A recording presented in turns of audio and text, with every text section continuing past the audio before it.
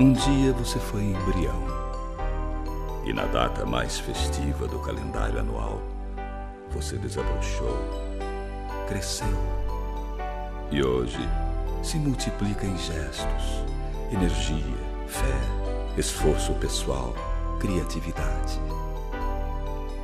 Este laço misterioso de amor e fraternidade que nos une me faz descobrir em você esta pessoa original, diferente. Na verdade, não conheço nenhum ser humano igual. Nada se repete na natureza. O ser diferente faz parte da vida no planeta. Aqui, nenhuma célula se repete na multiplicação. Você é o único ser no universo igual a você mesmo. O Criador da vida tem um carinho especial por você. Ele está com você, em você. Apesar de pequeno e frágil, você carrega uma energia que ultrapassa as fronteiras do tempo e do espaço e que faz de você esta pessoa simples, amiga, serena e maravilhosa.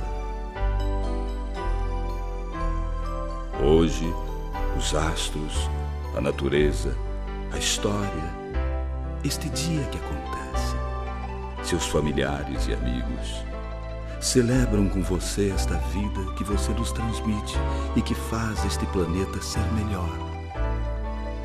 Que Deus, o Criador do Universo, celebre com você esta festa e o cubra com a sua sabedoria e com a sua bondade infinita, porque nós amamos você.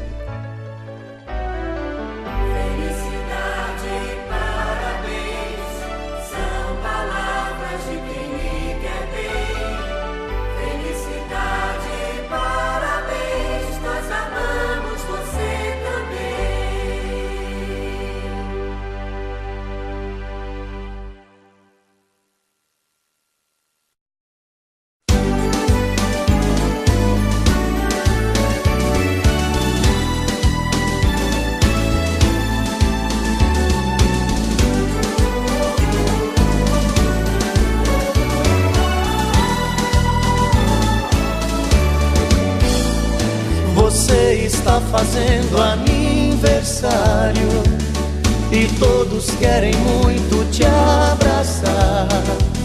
Que seja mais um dia lindo e um anjo venha te iluminar. A primavera hoje em sua vida colheu no seu jardim mais uma flor, e Deus vai te mandar como presente felicidade e muito amor.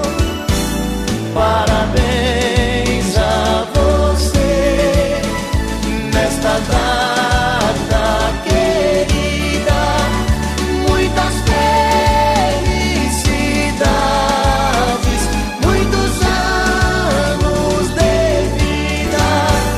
Parabéns a você nesta data querida, muitas felicidades, muitos anos de vida.